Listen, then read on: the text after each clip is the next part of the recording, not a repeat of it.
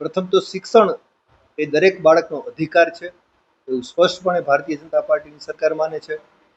આદરણીય આપણા તેના વડાપ્રધાન અને જે તે સમયે મુખ્યમંત્રી આદરણીય શ્રી નરેન્દ્રભાઈ મોદીએ આજે શાળા પ્રવેશો પણ એટલા માટે ચાલુ કરાવ્યો હતો કે કોઈ પણ બાળક શિક્ષણથી વંચિત ન રહેવું જોઈએ.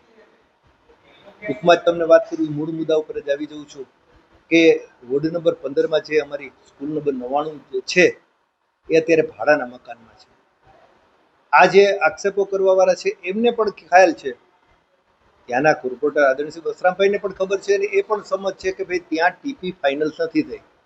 જ્યારે આપ પણ સમજી શકો કે ટીપી ફાઇનલ ન થઈ હોય, કોઈ કોર્પોરેશનના માધ્યમથી જે તે ટીપી ફાઇનલ થાય અને એમાં જે પ્લોટ થાય તો એમાં શૈક્ષણિકનો હેતુ હોય, આરોગ્યનો હેતુ હોય, પ્લોટ હોય તો આપણે અહીંયા નવી સ્કૂલ બનાવી શકીએ. ઘણા સમયથી આ અમને પણ ધ્યાનમાં છે, અમારી પણ માંગણી પણ છે.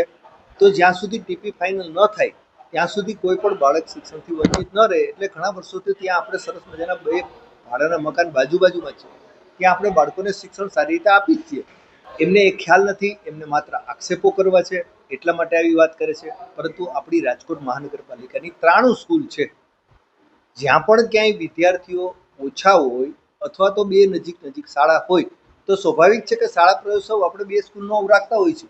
એટલે અત્યારે આપણી 93 સ્કૂલમાં ઓમ શાળા પ્રવેશોત્સવ છે, પણ જ્યાં કાર્યક્રમ કરી છે એ આપણી 68 સ્કૂલમાં કરીએ છીએ. એટલે એવું નથી કે આ 15 આમાં 99 નંબરની સ્કૂલમાં જ આપણે શાળા પ્રવેશોત્સવ નથી કર્યું. અન્ય જગ્યાએ પણ જ્યાં બાજુમાં સ્કૂલ હોય અથવા ઓછી સંખ્યા હોય તો બે સ્કૂલને ભેગી કરી અને આપણે શાળા પ્રવેશોત્સવ કરીએ છીએ. હા, અમે કોર્પોરેટરને સાથે રાખીને, કોર્પોરેટર અને વિપક્ષ નેતાને સાથે રાખીને રાજકોટ મહાનગરપાલિકાના કમિશનર સાહેબને અનેક વખત રજૂઆત કરેલી છે. અને કોર્પોરેટરને આ વિસ્તારના સ્થાનિક હોવાથી એમને ખબર હોય તો એમને જનરલ બોર્ડમાં આ બાબતે અનેક વખત પ્રશ્ન ઉઠાવેલો છે. પણ એ લોકો એમ કે છે કે અહીંયા ટીપીનો પ્રશ્ન છે. આ વિસ્તાર પછાત વર્ગ હોય તો અહીંયા ટીપી, મને એવું લાગે છે પ્રશ્ન કે ભાઈ 20 વર્ષ સુધી ટીપી આવવાની નથી. જો તમારે સ્કૂલ બનાવવી હોય તો અનેક તમારી રીતના બની શકે છે, પણ આ લોકોને બનાવી નથી. છેલ્લા 17 વર્ષથી ભાડા ઉપર ચાલે છે. બનાવવાની વાત તો ત્યારે એક પણ વ્યક્તિ અહીંયા સ્થળ વિઝિટ પણ કરેલી નથી. અને જો જેમને સ્થળ વિઝિટ કરેલી હોય તો અમને પુરાવા રજૂ કરે. માન્ય શિક્ષણ સમિતિના ચેરમેન સાહેબ એક વખત આવેલા હતા, ત્યારે એમની સાથે અમે લોકો હતા. सागर लक्ष्मी एग्रीसीड्स ना एरंडा बियारण स्टार्ट ऑन.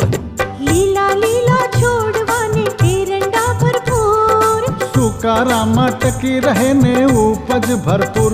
स्टार्ट ऑन एरंडा बियारण कॉस्मोस. લાંબી જાચેરી માળોમાં શક્તિ છે ભરપૂર, સુકારો ઓછો ને પાકે ઉપજ લખલૂટ. कॉस्मोस एरंडा बियारण.